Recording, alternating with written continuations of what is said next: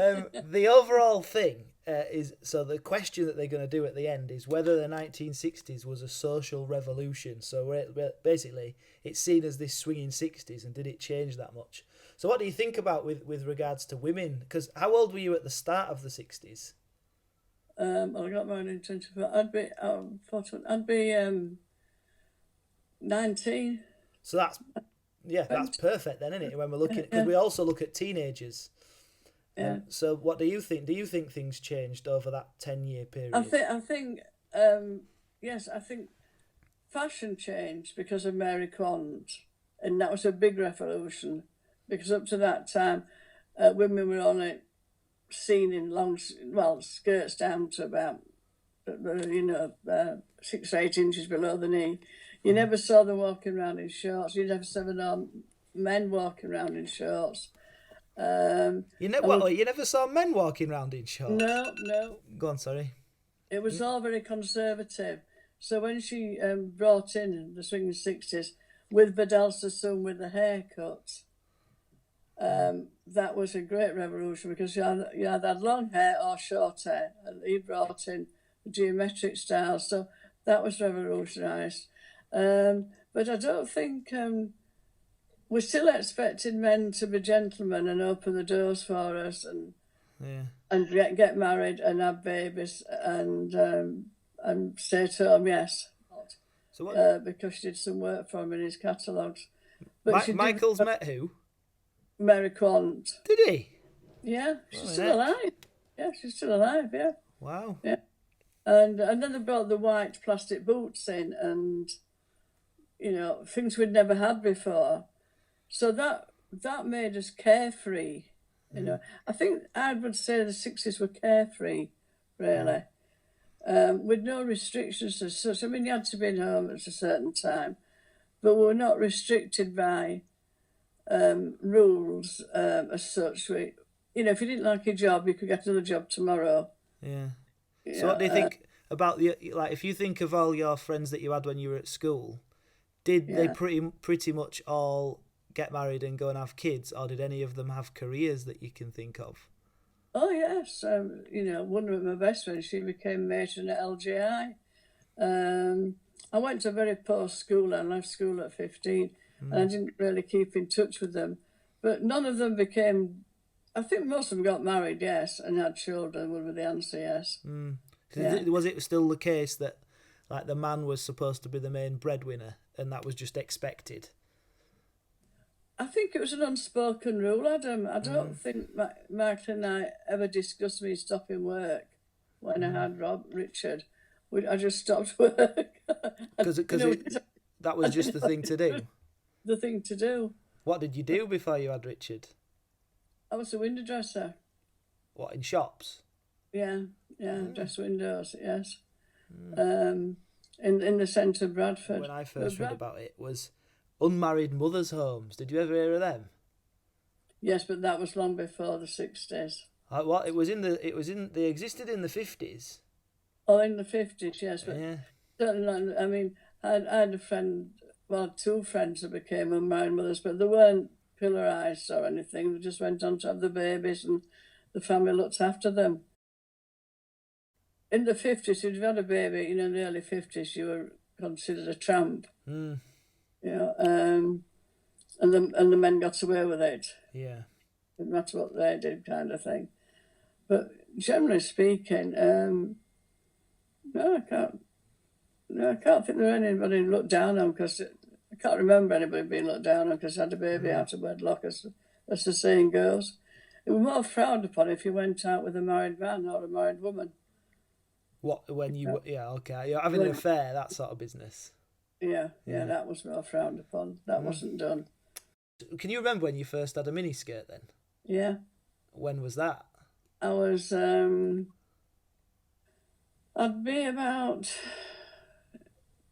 18, 19, and my father made me take it off. Did he? What happened?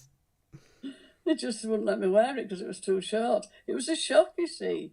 You didn't see women's legs as such. So did you think, my dad's going to go mad when I come downstairs in this?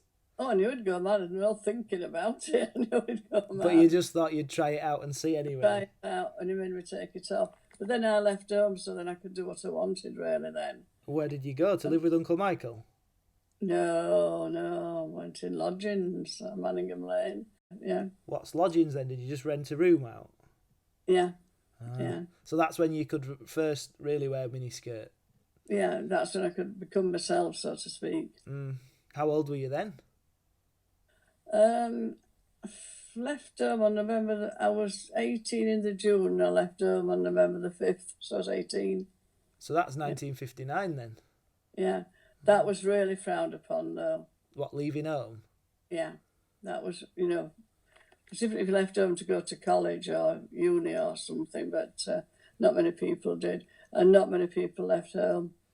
So did you recognise people frowning upon you? Yeah, but I took no notice of them. You just Because that's the thing about all of this time, about it being a period of change. Because maybe you, and there must have been other. Did you know other women who did it, even though it was frowned upon? No, Just you. Just me.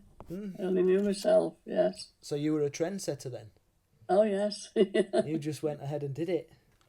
I did it. Yes, I just couldn't get on with my father at all. Yeah. It was totally illogical when it came to me. So, and I was highly spirited. So that was it. At end of. You moved out. Moved out. Yeah. So well, that's interesting because one of the other things we're learning about when we look at teenagers was there a generation gap? Do you think it's because that generation just didn't understand you lot as young people? I don't think they tried to. George. We weren't promiscuous either. The biggest revolution was the pill in the 60s that came out. So you had contraception, which you never had before. And we do teach about that as well. We do mention it. Get some sniggers, but we do teach about it because we talk about because there's the legalization of abortion, the pill, which at first they would only give to married women. Yeah.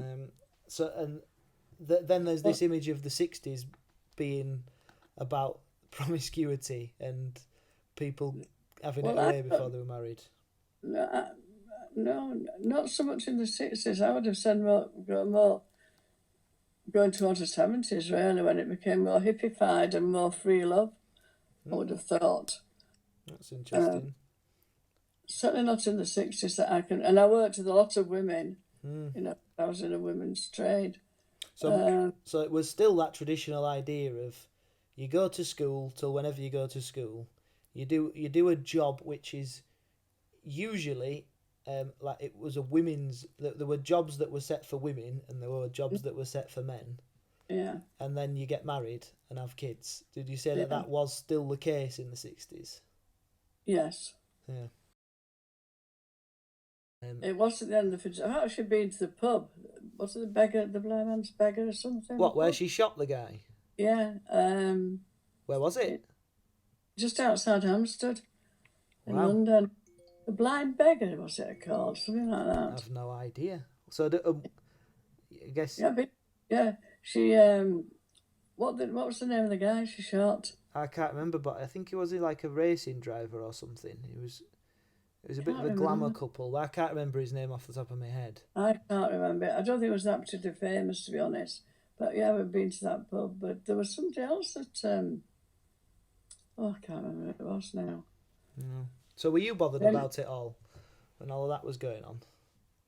Was I bothered about it? I remember being in assembly the morning that Janet Bentley was hung. Really? It was hung at 9 o'clock in the morning, and we all had to stand there and sing Land of Hope and Glory. What? Yes. That is astonishing. Yeah. Why? Why did they make you do that? You ask the teachers. Don't ask the pupils. I don't know. What the... That is unbelievable. Then, at the same time that he was being executed, you all had to stand up in assembly and sing "Land of Hope and Glory." Yeah. So I guess the teachers must have believed that he should have been executed then. Yeah, I suppose. Yeah. Well, yeah, because he killed reporter killed a policeman, and he don't kill policemen. it's against the law. Yeah. And then, so the last one is Immigrants to Britain, which started in the end of the 50s. So you can probably remember never see it when you were a kid. I don't know, I'm putting words into your mouth, but was there a time, can you remember seeing the first person who wasn't white? Yeah. Well, how old would you have been before you saw somebody who wasn't white? Oh, let me think. I'd be about 14 or 15. That's because astonishing, that. became bus conductors. Now, they worked in the mills or became bus conductors. And when I was 17, I met a young man from Uganda, Raj, and I remained friends with him for quite a lot of years. He went to Bradford College and he became an optician. And I've got a great photograph of him, me and him dancing. Now, strangely, my dad never bothered about me dancing with a coloured guy or black guy, I don't know what I'm supposed to call him these days, but he objected to a very good friend of mine who was 7 years older than me, a male friend who I'm still friendly with. What, because he was older than you? Yeah. So he'd rather have me go out with a black guy than have somebody older than me going out with me. Well, that's interesting, because that's another thing that we sort of, the textbooks suggest that, like, the older generations were more likely to be racist and negative towards the immigrants coming in, and the younger generations were generally more accepting. I think I have to, in fairness to my father, he always used to say, you can't be a racist and a Christian at the same time. And he wasn't racist, my dad. He couldn't have been, or he never used to bat an eyelid when he ever used to see me out with Raj. I mean, we're really good friends. I mean, we weren't boy and girlfriend, but we're friends. And we used to go to debating societies together. And he had an arranged marriage, and he married somebody and went to live in Nottingham. How did you make friends with him then? How did you manage to... The Majestic Dance Hall. I met him there and started dancing with him, and it was really good fun, you know. But I'm not racist. I firmly believe that when we started the immigrants coming in, we shouldn't have segregated. We should have integrated. Yeah. Do you remember seeing a lot of examples of being racist towards people then? In Bradford? Yeah, in the 60s. Well, yes, yeah. People say don't talk to him as a black man. What matter to me what colour they are. Were people raised, like, did they make comments when you, because young lady? No, because there's a group of us. There was a guy called Donald who worked at the opticians with him, and John Mill, she was white. There's a group of us, and I think he was the only black one, actually. And so overall then, if we're thinking about the 60s, because if you've lived through the 50s, the 60s, the 70s, the 80s, the 90s, and the 60s is the one that people say is this huge period of change. Would you say it was the 60s, out of all of those decades, that was the one where things changed the most? Yeah, I would say the change started with the 60s, but I would also say it was one of the times of you were carefree. You know worries like you have now. I find that you're restricted by rules now, youngsters. They can't walk 10 minutes without their mobile phone in their hand. Yeah, I would say the 60s. If I had to go back in time and go, there'd be two places I'd go in the 60s and the 80s. Why the 80s? Because my children were growing up, and the 80s was glamour all the way. And if you like glamour, it sounds a bit superficial, but the good restaurants. Yeah. There's a type of dynasty in Dallas, and they've got so forth, all the fabulous clothes and all the great restaurants, the Michelin stars, and you started travelling and going to places you would never have gone to, you dreamed of going to. So when did you first go abroad then? When Robert was 7 months old, I went to Ibiza.